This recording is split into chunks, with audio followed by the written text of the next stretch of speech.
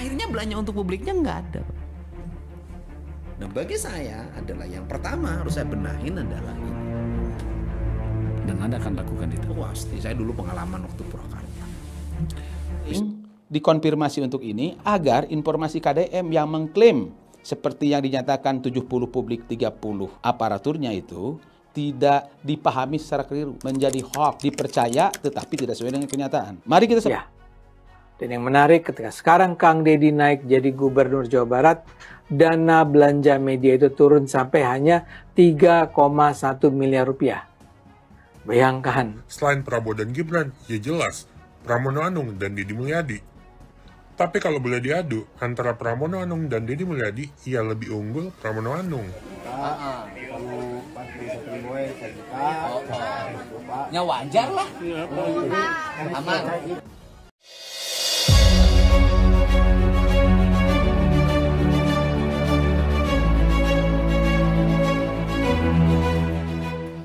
Halo guys, selamat datang kembali di channel Dani TV. Terima kasih buat kalian yang sudah klik video ini. Dan apa kabar? Mudah-mudahan selalu dalam keadaan sehat ya. Pernyataan KDM semasa di Purwakarta bisa merubah postur anggaran asalnya 30% belanja publik dan 70% untuk belanja aparatur kini mencuat ya. Pernyataan yang disampaikan di salah satu podcastnya Bapak Akbar Faisal kini mendapat tanggapan ya. Berbalik arah, seharusnya porsi sebenarnya adalah 30 untuk belanja publik dan 70 untuk aparatur, menjadi berbaliknya. Nandar menganggap ini tidak sesuai dengan kenyataan, padahal pernyataan ini sudah beberapa bulan yang lalu disampaikan sama Kang Deddy Mulyadi. Nandar Hermawan menganggap pernyataan kontroversial KDM ternyata tidak sesuai fakta ya, dengan data dan bukti yang jelas, dan Nandar Hermawan membantah setiap klaim Kang Deddy Mulyadi yang menyesatkan. Dan ada beberapa pernyataan yang disampaikannya, pernyataan KDM sesat, data dan bukti yang membantah omongan KDM ya, dan dampak pernyataannya menyesatkan bagi publik ya, terutama warga Jabar. Dan pertanyaannya, kenapa baru sekarang ada riset cek datanya ya, padahal ini sudah beberapa bulan yang lalu. Oke, seperti apa videonya, kita langsung cek videonya. Belakangan ini, seorang pejabat publik di Jawa Barat, yaitu Kang Deddy Mulyadi sebagai Gubernur Jawa Barat, menyatakan di sebuah podcast Akbar Faisal bahwa dia selama waktu memimpin Purwakarta periode 2008-2018 berhasil menjungkir balikan postur APBD yang biasanya lebih berat untuk alokasi belanja pegawai atau birokrasi dan lebih kecilnya publik, dijungkir balikan menjadi sebagian besar untuk publik dan lebih kecil untuk pegawai. Kalau proporsinya itu 30 untuk pegawai dan 70 untuk publik. Akhirnya belanja untuk publiknya nggak ada. Nah bagi saya adalah yang pertama harus saya benahin adalah ini. Dan Anda akan lakukan itu? Pasti, saya dulu pengalaman waktu Purwakarta. Bisa merubah postur anggaran asalnya 30 belanja publik, 70 belanja aparatur. Saya rubah jadi 70 belanja publik, 30 belanja aparatur. Sebuah pernyataan yang menurut saya cukup menggembirakan dan sekaligus mengundang perhatian publik, karena dalam postur APBD yang saya ketahui selama ini memang lebih banyak masih dominan di belanja pegawai. Tetapi Deddy sebagai kepala daerah waktu itu di Purwakarta berhasil mengubah komposisi itu. Nah, saya langsung mau ngecek apakah benar seperti yang diklaim oleh Gubernur Jawa Barat Deddy Mulyadi tersebut sewaktu dia menjadi Bupati Purwakarta. Apakah proporsi APBD Purwakarta sudah berbanding 70 untuk publik dan 30 untuk pegawai? Saya membuka websitenya DJPK, Direktorat Jenderal Penyimbangan Keuangan, Kementerian Keuangan. Dan cara mengaksesnya itu mudah sekali. Pasti akan muncul beberapa pilihan. Tahun berapa, ketik geser provinsinya provinsi mana, ketik provinsi Jawa Barat, kabupaten kotanya Purwakarta. Dan langsung submit, maka akan muncul setiap tahun misalnya 2015. 2016, 2017, 2018, dan seterusnya. Maka akan muncul postur APBD-nya. Dan ternyata setelah saya cek, saya teliti, postur APBD Purwakarta dalam hal realisasi selama 5 tahun periode kedua berbeda, bertolak belakang, dan tidak mendukung terhadap pernyataan KDM. Di mana postur APBD Purwakarta selama periode 5 tahun itu belanja pegawainya kisarannya, porsinya, presentasinya itu di kisaran 50 sampai 52%. Dan belanja publiknya atau belanja langsungnya itu hanya kisaran di angka 18 sampai 22%. Jadi, klaim KDM terkait dengan bisa mengubah postur APBD setelah kita rujuk, kita buktikan dengan data pendukung yang ada di web tersebut bertolak belakang alias tidak sesuai. Ternyata porsinya tidak seperti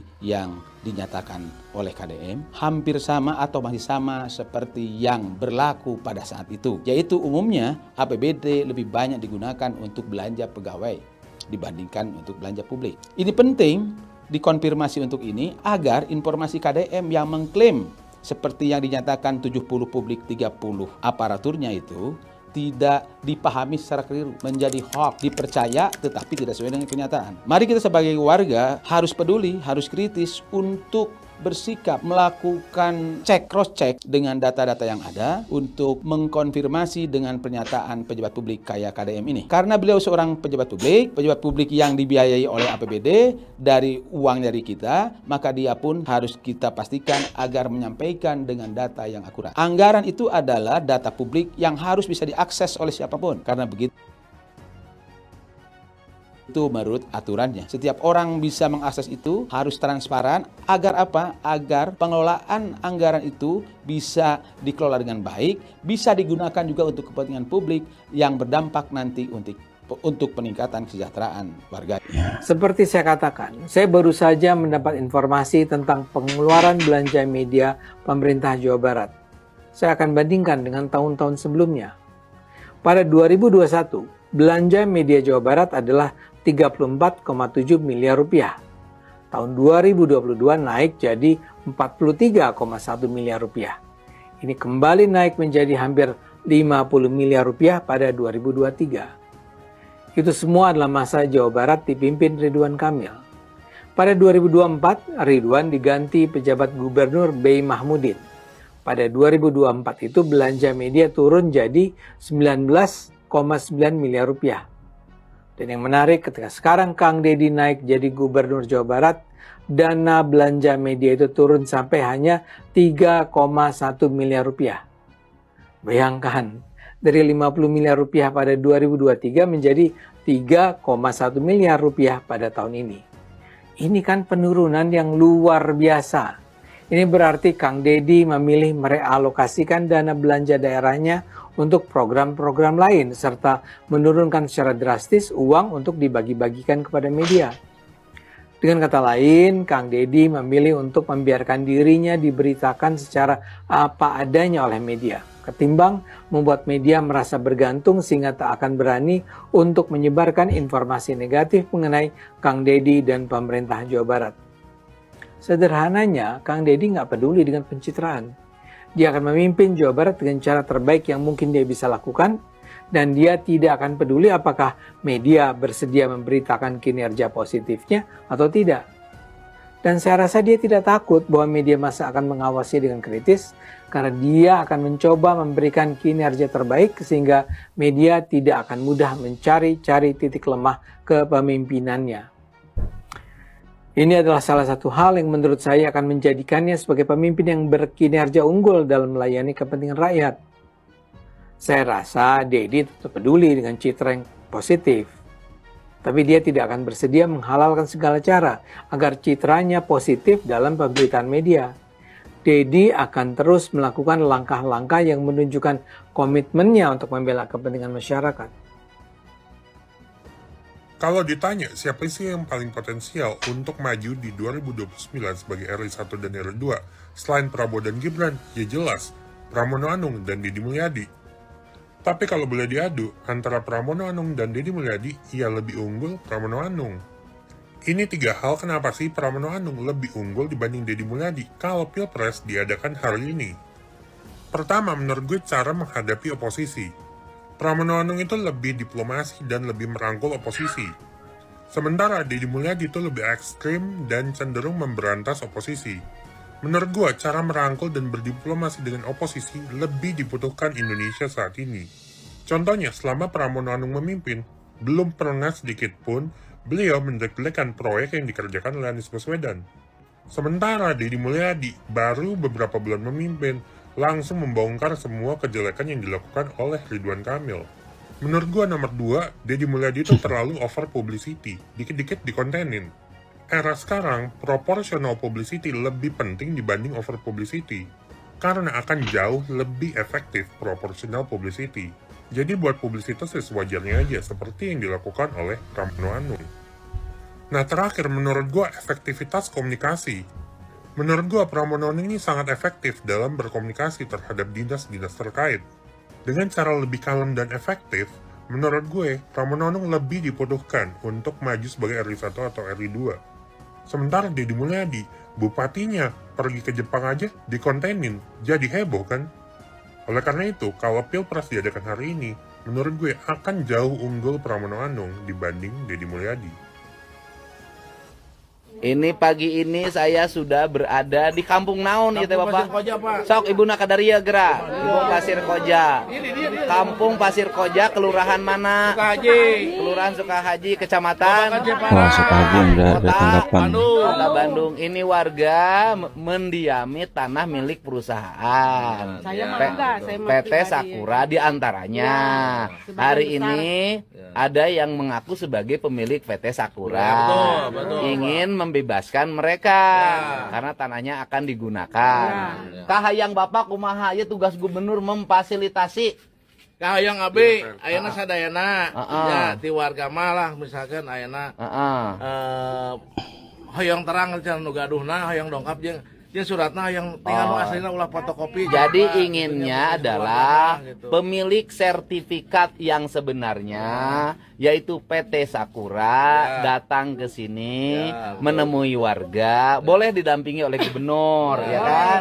Kan tujuan saya nyari solusi dan warga bersedia pindah. Teuing da wargana ge pindah ge ka mana? Bapak kalau mau pindah ke mana? Nek pindah ka mana? Kontrak di mana? Bapak sehari-hari apa pekerjaannya? Buka pemancingan. Buka pemancingan. Benghar atuh. Tahun-tahun Bapak. Iya pokoknya ya kita cari solusinya ya, jangan ribut-ribut. Pak Deddy datang mengunjungi Sukahaji.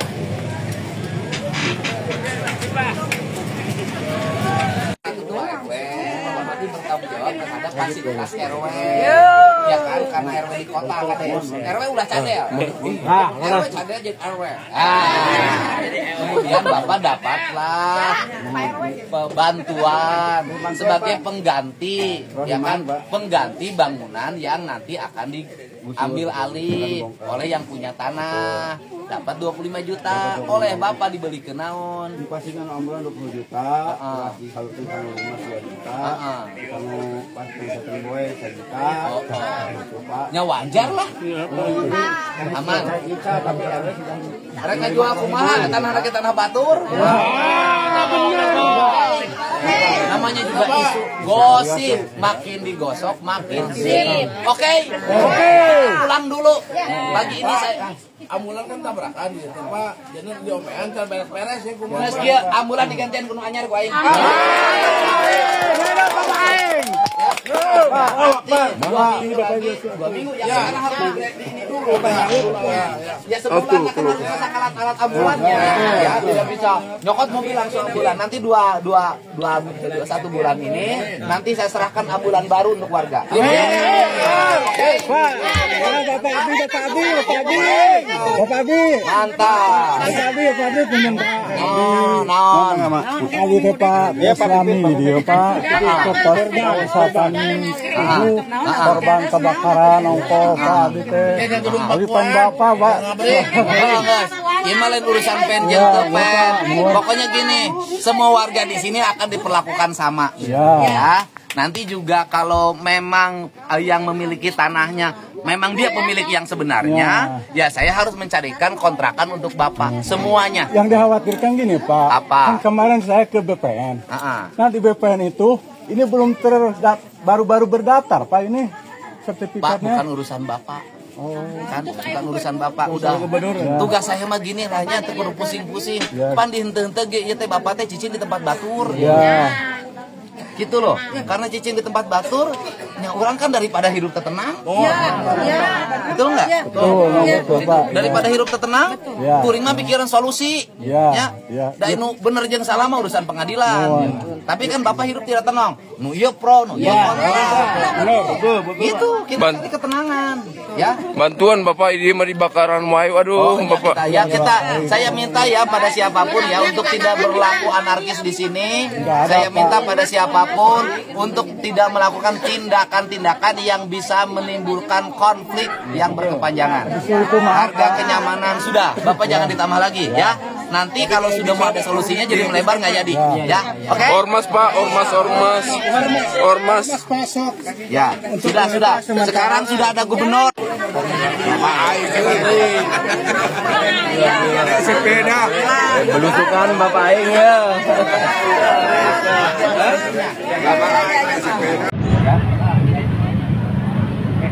Gini Pak, bagaimana kalau kita ditemukan sama Bupati langsung Pak? Masalah kita sudah kita sudah berusaha ke sana. Tadi saya sudah di kantor. Tadi saya sudah ke kantor. Meminta janji surat yang saya tulis yang saya kirim. Seharusnya hari ini ada jawaban daripada beliau. Ternyata begitu saya berhubungin, habis saya nggak tahu bukan jadwalnya beliau pimpin apel tadi.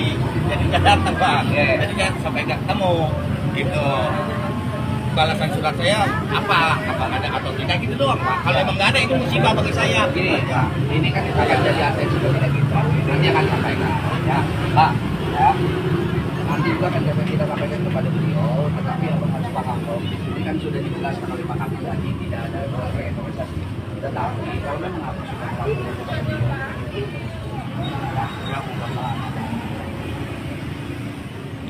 iya kalau saya udah 1000 ngerti Pak walaupun apa dilaporkan ada ini seperti itu. Cuma gini Pak, kita kan manusia Pak. Iya saya tahu Pak. Kita juga tikus, kita manusia, kita butuh diatur. Ya kita juga dilindungi undang-undang. Paham? Kalau masalah berbicara terkait dengan undang-undang, semua makhluk yang ada di Indonesia ini masih ada manusia itu ada aturan. Jadi ini Bapak diam dulu. Kalau kami berdasarkan Undang-Undang 23 tahun 2014, jadi jelaskan. Jadi ini kalau besok nanti ya, Ibu Bapak dapat tolong digosokkan. Ya. Nanti Bapak kalau memang Bapak menyampaikan lewat jam 12 sekarang. Iya, sebenarnya surat kami sudah masuk ke DPRD masuk. Ya udah, bagus. Ini sudah ada orang. Kita tidak siap untuk mengosongkan. Kita siap mengosongkan, cuma kita tidak mampu. Ya, kita minta kebijaksanaan gitu Bapak. Kita minta kebijaksanaannya. Sekarang Bapak tim eksekusi harusnya lebih paham kami dong. Dengan kami nggak ada uang, kira-kira Bapak itu punya solusi nggak buat kami? Itu Pak. Iya. Kalau saya punya uang jujur 2-3 hari atau 4 hari, saya udah bisa. Iya Pak. Bapak punya solusi nggak dengan memutuskan ini? Iya oke silakan. Iya Pak. Kita adalah warga ya. Kalau orang berbicara dengan unjuk gigi itu tidak sopan. Kita punya adab. Kalau kita punya adab, kita ikuti adab Indonesia. Ada komunikasi. Iya, oke Pak. Tadi sudah dijelaskan oleh Pak Kapil. Ya, yang dijelaskan Kapil tapi menolak besar, Pak. Ya, intinya sudah dijelaskan. Kalau memang beliau tadi sudah ada cara untuk komunikasi dengan Pak Bupati, silakan. Itu hak Bapak. Kan gitu. Bapak tadi kan datang ke Pemda. Nah, Saya ke Pemda juga nggak ada solusi. Ya udah, ditemuin aja nggak bisa pakai gini. Ya kita wajar aja kalau emang agak ada sulit. Tadi dekok nggak ada pertemuan, nggak ada kesepakatan. Ya kami aja wajar kami untuk melawan besok untuk ya silakan, itu silakan. Silakan kalau Bapak mau melawan besok silakan. Itu hak Bapak. Ya, hak Bapak mau lawan silakan. Yang penting kami secara aturan undang-undang sudah menjelaskan di sini. Ya, kalau memang mau lawan silakan. Berarti sama saja menghambat perkembangan demokrasi. Bapak jangan salah ngomong gitu. Di Sipanu saya nggak ada kata-kata penolakan proyek. Saya nggak nunjuk barang loh. Saya nunjuk ke atas. Gitu ya. Jangan begitu Pak. Yakin Anda begitu juga Pak. Bapak jangan arrogant begitu. Nadanya bukan begitu Pak. Nadanya sebagai pengayom. Bapak nggak usah begitu bicara sama warga. Gitu. Kita udah nyuruh berkali-kali. Ini namanya apapun keputusan saya, hari Enggak, Bang, kita sudah jelaskan sama mereka. Jadi tidak lagi ada perdebatan lagi, tidak harus lagi. Kalau misalnya mau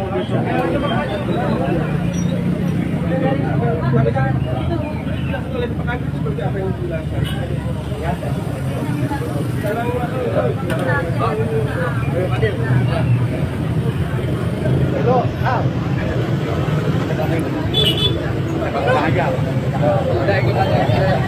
Ikut aja.